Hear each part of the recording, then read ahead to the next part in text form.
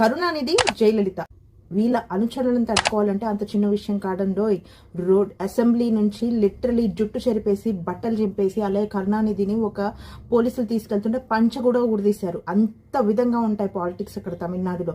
అలాంటి 79 సంవత్సరాల ఎనిమిస్ అలయన్స్లోకి వస్తున్నారు అంటే అంత చిన్న విషయం కాదు.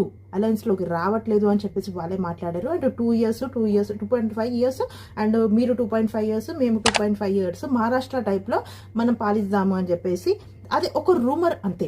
కానీ టీవీకే మాత్రం మెల్లిగా తన పని చేసుకుంటూ పోయింది. విజయ్ లిటరలీ 118 సీట్స్ని బ్యాక్ చేశారు. తర్వాత ఇంకా వేరే వాళ్ళని కూడా కలుపుకొని లిటరలీ 120 సీట్ని బ్యాక్ చేసుకుని గవర్నర్ దగ్గరికి వెళ్ళి ఆయన మళ్ళీ క్లెయిమ్ చేసుకోవడం జరిగింది. అండ్ గవర్నమెంట్ ఫామ్ అవడం మాత్రం పక్కా.